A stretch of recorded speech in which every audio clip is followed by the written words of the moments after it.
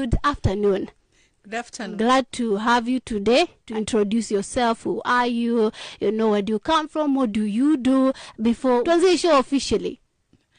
Asante sana, jina langu ni Beatrice Muriungi. Many pia wananijua kama Beatrice Kinoti. Okay, Kinoti is my surname, my father's name, which I carry along. Muriungi is my husband's name, and he knows that I'm here, and I know he's watching. And I want to appreciate him even for allowing me to be here today. Yeah, that's my name. I am a financial advisor, currently working with Britam Insurance.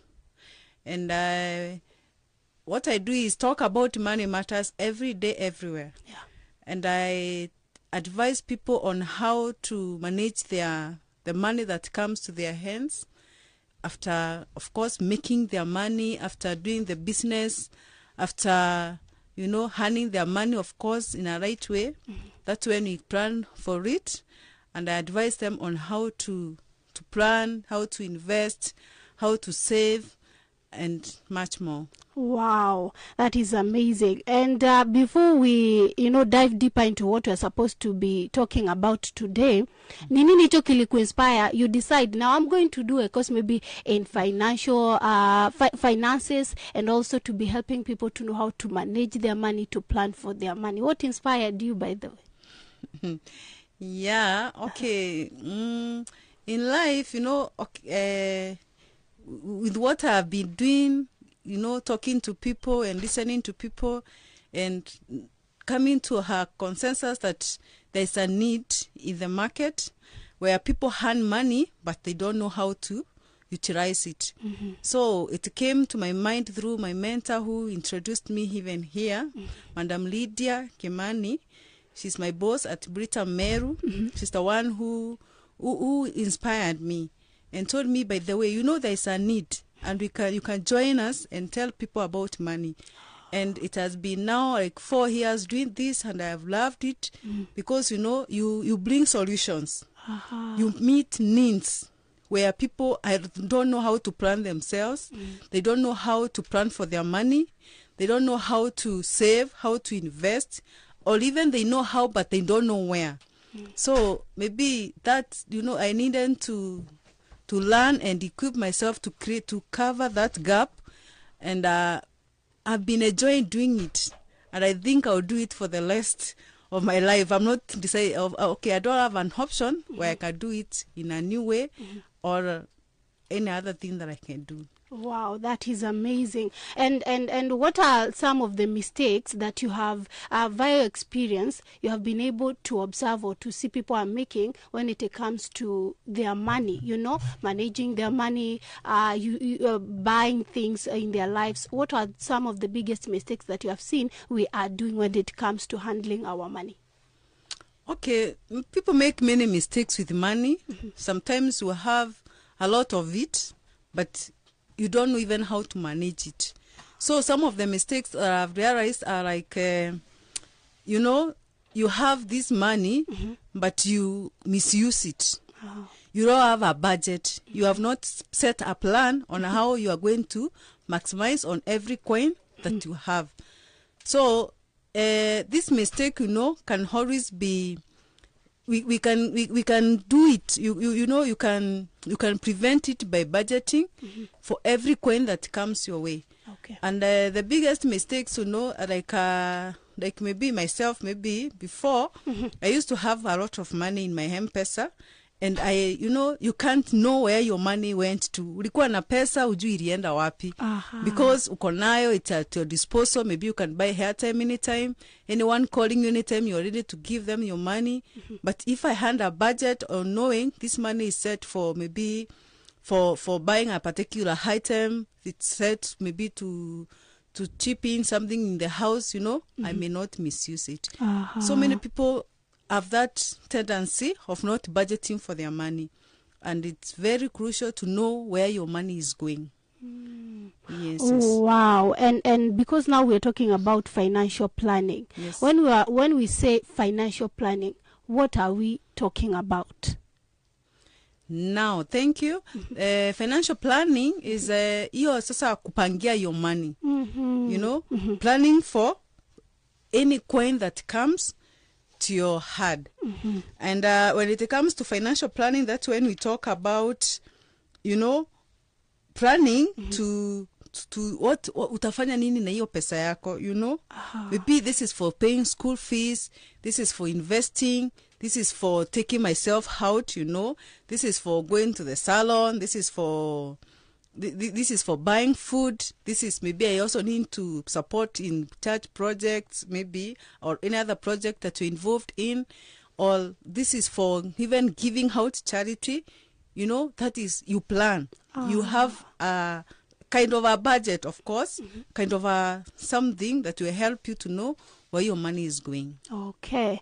And now, because you have said it is all about knowing where my money is going, I have been able to budget. I've been able now to know where my money is going. You may allocate, maybe this one is for saving, this one is for doing this one is for buying maybe house stuff. How now, because we are living in times where many people are getting paid a salary or wages, na kama vile umesema hatujui kule pesa zetu zinaenda. How can now us break that cycle of paycheck to paycheck? Sasa kwa sababu sahi kuna mtu anaongojea sasa salary ile atalipo ya huu mwezi, then aitumie wiki ya kwanza, then iishe kabisa, angoje the next month November mwisho. So how do I break ako ka cycle ka paycheck to paycheck? Wow, you know, that's a problem many of us may be experiencing. And some of us may be in those problems because of lack of planning, of course. And we have said your planning is all about budgeting. And if you don't budget, then you end up spending your money in the long places and with the long things. So I advocate for budgeting every time you have your money, your hand money. You've been, those are salary, those are business, or whichever way that you earn your money, of course, in a rightful way, then you need to budget so that you can control spending. Some people are not able to get from paycheck to paycheck because they have not planned for their money, so they just spend it. So when money comes, maybe you have loans that you need to pay, maybe you have, you know, some others are competing with someone. Maybe you saw someone with a nice dress, you also want the same dress, and maybe you are not able to buy or get. You are not able to buy. Ama your money is not okay. Your budget does not allow at that time. Others may be doing things that are out of their control. So to avoid all this, we need to budget. To avoid debt, of course, and to if you avoid debts, then you are able to not to get from paycheck to paycheck without a coin in your pocket, because you budgeted for everything. And you know, when you budget, it is always going to stick to your budget. So you should decide, this month I'm not going to buy that dress. Don't buy it. Don't do that impulse buying, because if you remove that amount from your money, then there is something else that will be affected that maybe is most needful and you need it more. So you also need to budget to meet your financial goals, so that maybe you need to pay for your children's school fees, and sometimes you're diverting your money to other things. That shows when that need to pay the school fees come, you use all the money that was left to pay for the school fees, and so you don't have that money to pay for that school fees, or something else that you needed to pay for that you are not able to do, then you don't do it. So it is always going to budget for your money. It is always going to plan on how you are going to use it. And when it comes to budgeting, you know, there is this rule we mainly use of the 50-30-20 rule in budgeting. Okay.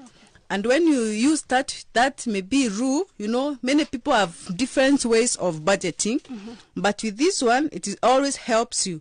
Maybe even for those that are earning little money, if you divide it into percentages on how you are going to use it. Maybe you say the 50%, I'm going to use it on my needs. Needs are like rent, food, you know, you cannot do without them. Maybe you're paying for your for your children's school fees. You're using transport, maybe every day, the utilities, medication, you know. You set aside that 50%. Maybe it is the 50%, you know, you if you budget for that 50%, you'll not be able to go to the extra 60% to take care of your needs. You get it? Yeah, I get it. But now, if you have a budget, maybe you say that 30% I'll take care of my wants. That is now eating out, buying clothes, entertainment, you know, gifts, charity work. And then you also advocate for savings. When budgeting, it is also good to take account of savings. Yeah. You say, maybe in my salary, I will be saving 20% of what I earn. You'll have an emergency fund. Emergency fund can be in between 3 to 6 months. And we always say it is always good to have an emergency fund that is like 3 times of your salary. 3 times of my salary? Yes. You set this apart because, you know, emergencies sometimes don't say when they are coming. You also advocate for saving for future, for retirement. You know, right now we are young, but you'll soon be old and you'll not be able to work. So it is good to start saving for retirement as early as now. All right. And when you're saving for retirement, you know it is good to have a fixed maybe account where you don't go poking in that account to pay for your luxuries. And then you, in the 20% also, you can use it for maybe givings. Maybe you have been invited to a function where you're expecting to donate something. Then you can donate out of your 20%. Okay. So when you plan, you are not you at least by the time the next paycheck is coming, you still have something because you'll not spend what you do not have. Yeah. Yes. Wow, that is so profound. And because we've talked about 50-30%, so yule ambaye ana earn like 5k bado pia yeye atumie 50-30% rule. 50-30-20. That is 100%. Okay, so na giving iko kwa 20%. That includes wale wa Kristo tithe, offering na nini pale. Okay, kwa hao mimi nasema before ukuje kwa hii 50-30-20, you know, kama wewe ni Mkristo, you believe in tithing, and which it's good to tithe because the Bible commands us to tithe, and it says when you tithe, you know, you rebuke the devourer.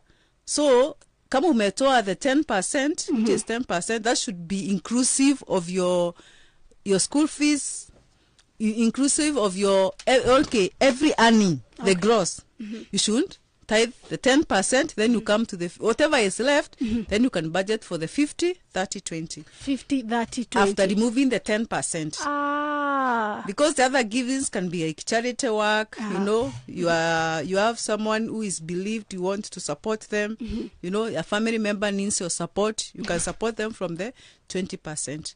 Okay. But the 10%, let it be from the full cap. Between banking and SACCOs, which is the right place for you to put your money for savings and to use to invest? Between SACCOs and banking and banks. Wow, asante. About savings, you asked about banks and SACCOs, and you didn't mention about insurance, which is also important. Is very important indeed. Okay. And when it comes to this, I advise that you can save in all of them, including even in the chama, that merry-go-round. It is very important. With your budgeting, the 20% we saying that is used, you can save. You can save in the bank. You know, the bank, you can save for everyday money that you use every day, where you can, you know, there is mobile banking, you can access that money anytime that you need it. And you know, that is for your daily use, for your daily expenses. And we also say you can save in the SACCO. SACCO nowadays for the business people, hapo ndio tunapata sila loans very affordable and with very good rates. Utapata when you save in the SACCO will give you the way they do the times 3 of your savings, and you're able to access very good loans from the SACCOs. You can also save maybe kwa chama. Unajua wamama na chama ni vizuri pia, si mbaya. By the way, you know, when you're saving, it is always good to diversify. And these days, it is always good also to save in the insurance. Personally, I work with the insurance industry and in Britain, and we have very good savings plans there, the investment options that are in insurance. And, you know, when you save in the bank, when you save in the chama, when you save in the SACCO, you may not get what the insurance gives. Uh-huh. The insurance will give you protection of your savings.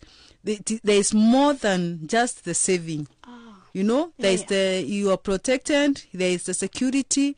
You enjoy life insurance when it comes to when you decide to save in the insurance. And that is when we say, you don't, diversify. Usikue tu kwa bank. Don't just be in the circle and you're umetosheka hapo. Sometimes, God forbid, when something happens, the circle will just pay your dividends and that is it. The bank will just give you, maybe the people that are left, for example, your savings, and that is it. But when you save in the insurance, we say we keep the promise. For example, if we get a parent here, maybe we get an example of 2 parents, one who is saving in the bank for their child education fund, and someone else who is saving with the insurance. The one who is saving insurance is better priced, because the bank will pay whatever the parent has just saved. Yeah. But when it comes to insurance, you'll tell you, we keep the promise. So if you send you educate your child, maybe you wanted him educated from junior secondary to the university, you make sure that is done with the insurance, because the parents get to enjoy the life insurance, and there is protection in that, in the fund that you're saving in. So when it comes to saving, just diversify. Have an insurance, have a bank, have a circle. And it also, when it comes to investments, utapata nowadays, the investment in the bank, bank tulikuwa tumesoya the 4%. There are so many. There is others like the other things we talk like money markets. Yeah. Money market utapata the average 10%, 15%, depending on where you put. But it's always also good to look at the stability of the fund. Don't just go where you put all your money and then in 3 months, wanakuita, wanakusoothe, wanakuonyesha vile tuko na interest mzuri, but in 3 months you look for them, they are nowhere to be found.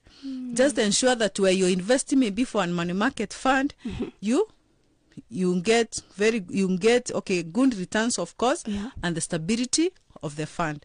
For example, I'll talk of mostly what I do myself.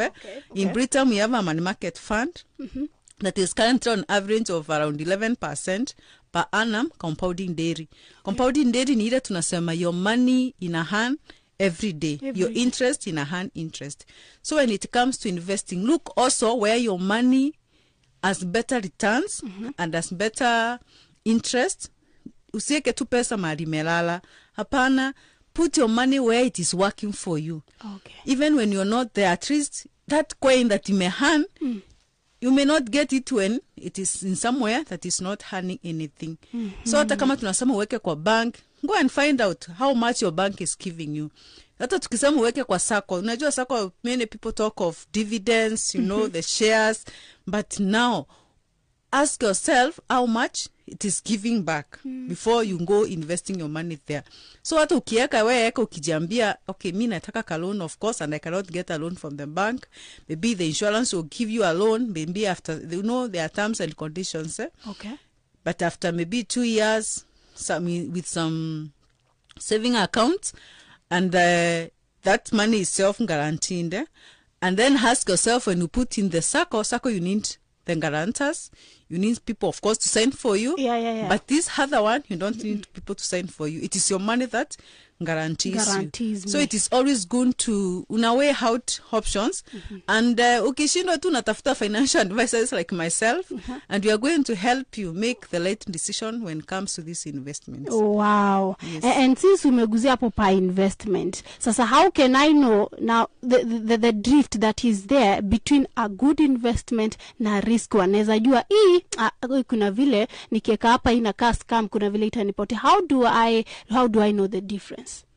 Okay, sometimes it is, you may not know it, mapema haraka, but with time, it is always good to research. You can also do your own research.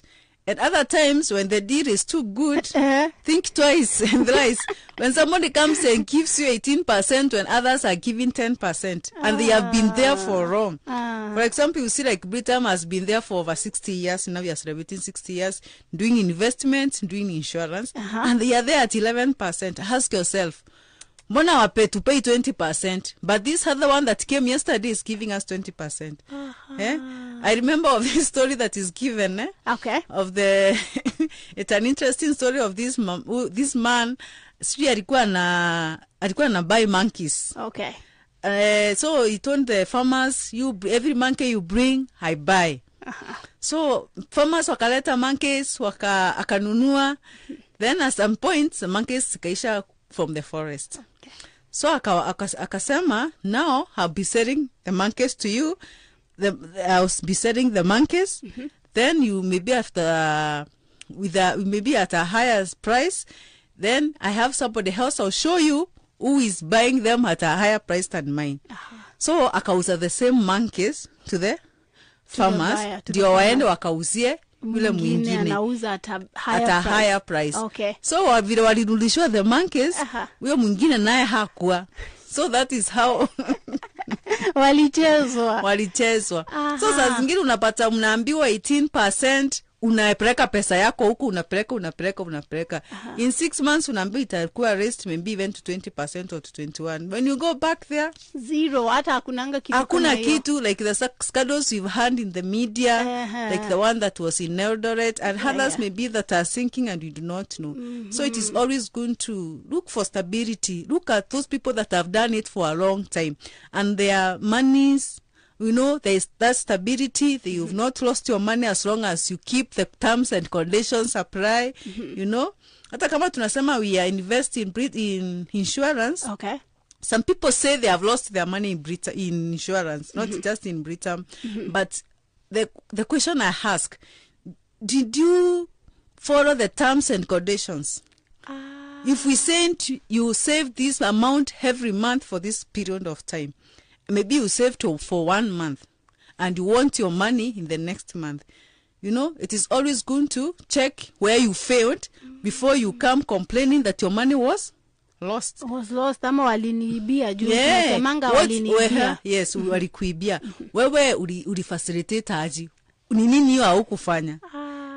And maybe when you are given that document to read, ulisoma, did you ask questions? Maybe did you come back and no, this is what I'm signing in for.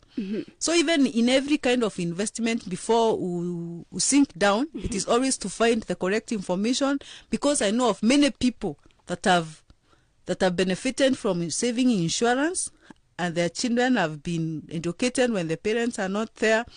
Others maybe have, you know, in insurance, you also do investment, like I said, in the money market. We also have other fixed accounts that have compounding effect, and you earn your money without any struggle. Oh, wow. Yes.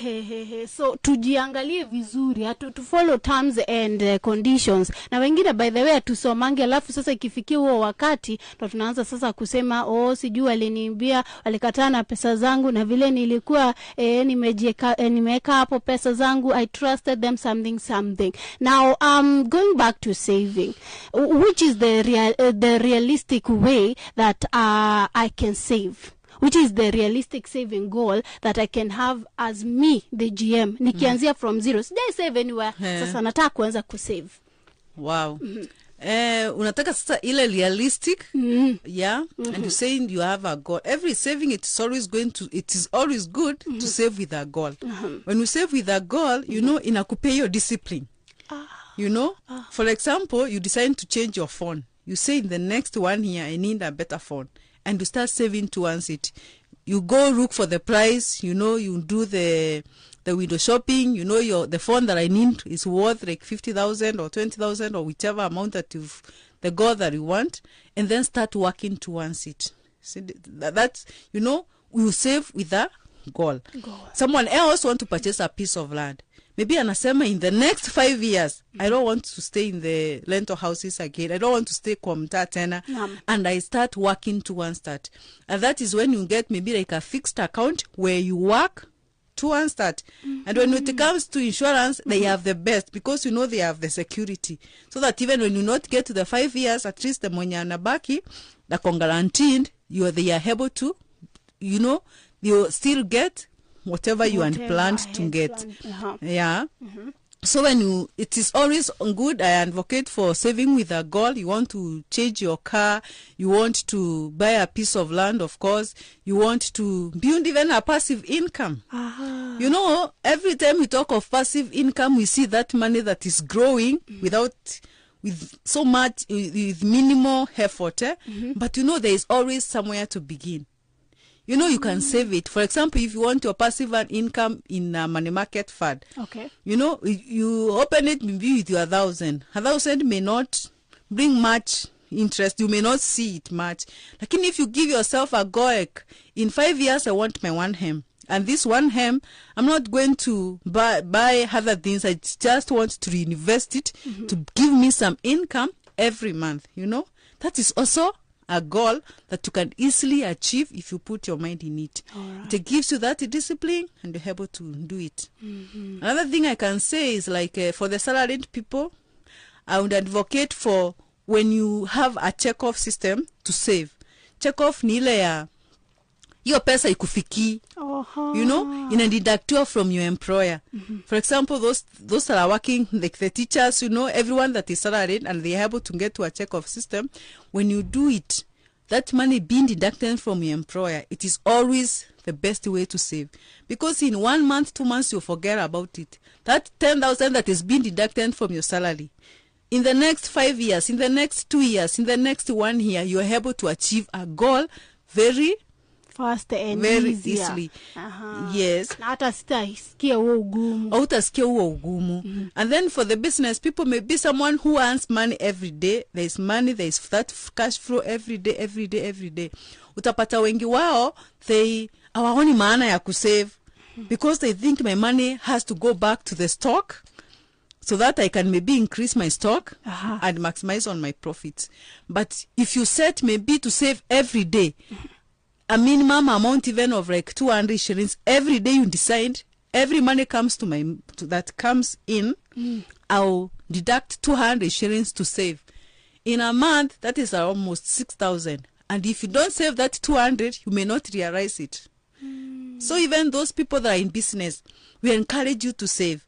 You want to maybe expand your business, you want to open another branch, and if you keep on replenishing your stock every other time, with every coin that comes, maybe where hata una hene budget, hauna hene plan, ukitishwa pesa ya unga, unatoa tu kwa catch box, unapeana. Ukitishwa school fee, unasema mimi nimejipanga, naingia kwa my cash box, nachukua 20,000, wacha watoto warudi shule. No, you also need to have a plan. Maybe you can be saving that 500 every day. Wakati school fees umeitishwa, you get it from the saving. From the saving. So that now your stock, you realize it's growing. Lakini every time unaitishwa tu unatoa without any plan, without any, it may not help much. Wow. So it is always good to save in the light way with the light price.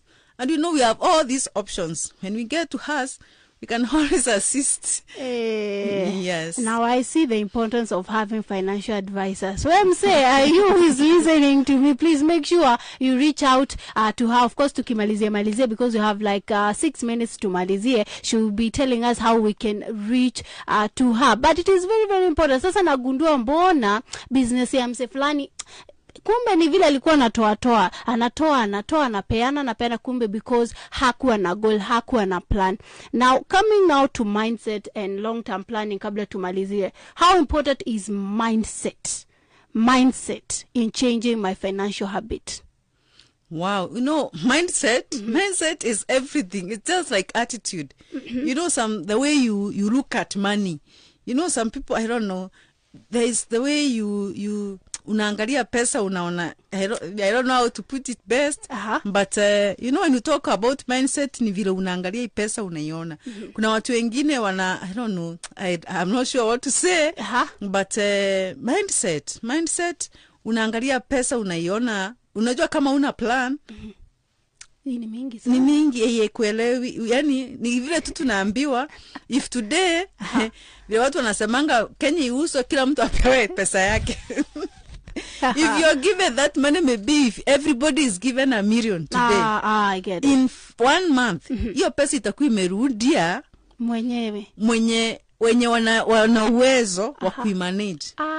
Unaona? Yeah. Maybe kama mtu ako kwa biashara, utaenda tu ununue na una any plan. Utaenda tu ununue. In one month's time, you don't have anything. So ni vizuri unaangalia pesa in a way, in a good way. Like Christians, tunaambiwa we are stewards. Everything that comes to our hands ni Mungu tu ametuaminia nayo. So it is good to use it in a light way. Don't use your money to destroy other people's lives. Don't use your money to bring trouble to the lives of people.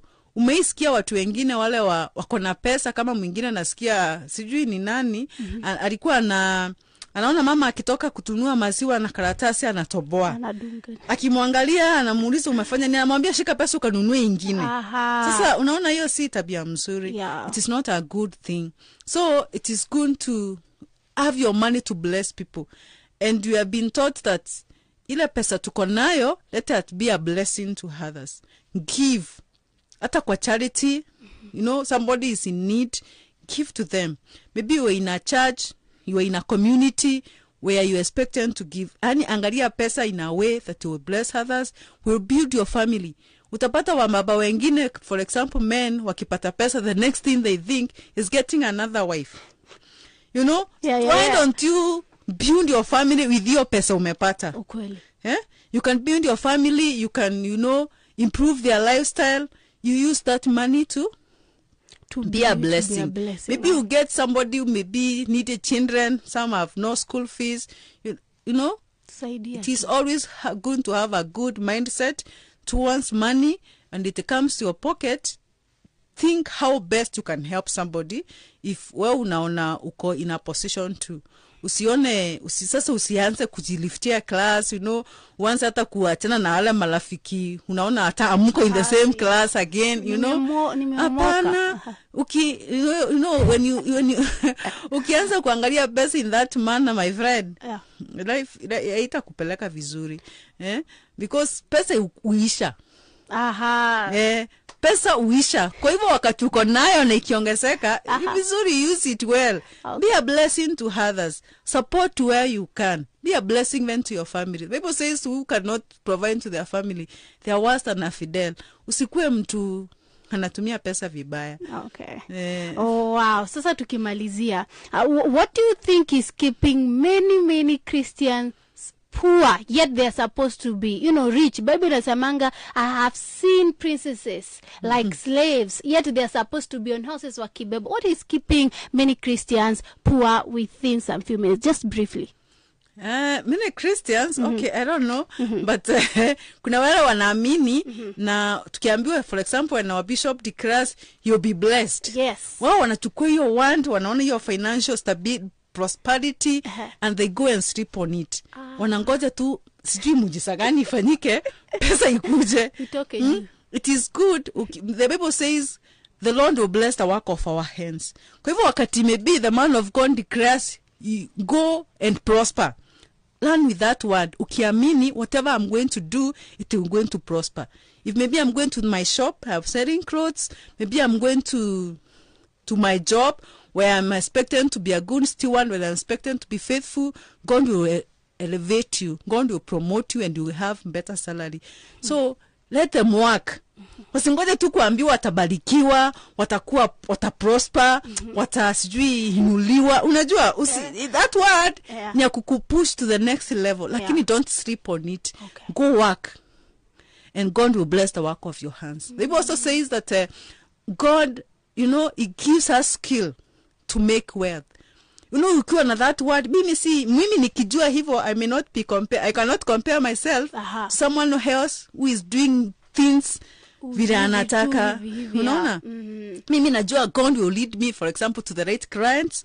God will lead me to the right business partners. God will give me even destiny connectors. You or who is there as a Christian, when you hear such a one from the man of God, from your prophet, from your pastor, you know, even from the word of God, you know, learn with it. Usilarie tu. Go out there, do the right thing, earn your good money.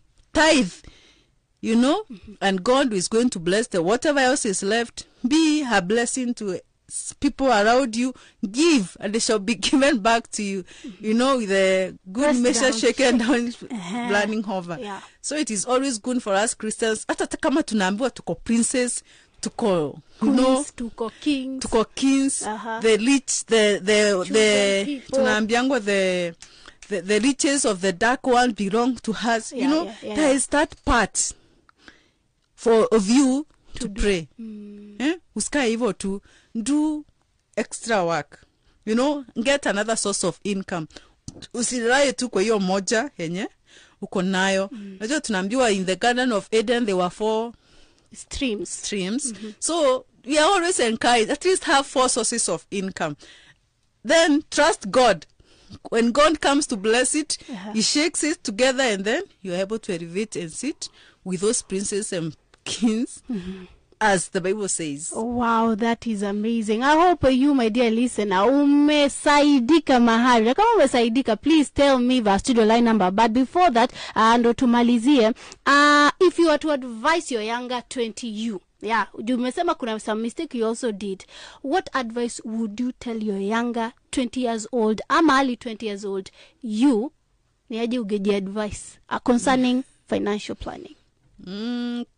Concerning financial planning, the young ones, the 20 me, the Gen Zs, msijione kama mtaseka, my friends. We were there, and maybe our parents were there also, and now they are old. So mapema ndio best. Hansa mapema, my friend. 20 years. Usiseme ati mimi siwezi fungua account in an insurance, ati fixed account. It is the best thing you can do as at now. Useme maybe mwingine anasema hata sina watoto wa kusomesha, wanakuja. And it is always going to plan for a future. It is always going to plan for your retirement. Unajua ni ukweli wale watu wameajiriwa na serikali, immediately umeingia kwa hiyo payroll, hata they don't ask you if you start deducting you pension. Utajipatanga tu pension deduction. They know one day you are going to retire. Kwa hivyo hata wenye waje ingia pale maybe unahaso hapa pale with your hand insurance, save 20 bob. In the next 1 year, in the next 3 months at least, you can improve yourself and you can see yourself growing. And usiseme ati wewe bando you're young to save. No, answer mapema. Hata hao watoto wandogo tuko nao kwa nyumba, we encourage them to save. Ndio mtu hata akienda mkienda na in the supermarket, in the shop, utamwambia kikuitisha kitu ile wanaitishanga na funjo, mama lazima ununue. Namuuliza why is your saving? Kwa hivyo ansia mapema, save. That is when you want to accomplish something, you can easily accomplish it. Yes. All right. Now, tukimalizia, how can people be able to reach you? Maybe they want you to advise them. They need maybe to start saving and they need information. Wanezaje sasa kufikia tukimalizia? Okay, asante. If you want to reach me, maybe you can use let me just give my email. Okay. My email is bnkenoti@britam.com. bnkenoti@britam.com. Or you can use my phone number 0780 763 676. 0780 763 676. Yes, you can reach me on WhatsApp. You can call. I'll always be ready to assist. Oh, wow. That is amazing. So watu wale wanasema WhatsApp, sisi ni watu WhatsApp. Now you have gotten the number 0780763676, or you can email her bnkenoti@britam.com. Asante sana for finding time to come here. I'm really glad, and I hope you, my dear listener, umesaidika. Thank you for creating time and sacrificing your time. Junajua ungekuwa mahali pengine. Sure. Asante pia kwa kunialika.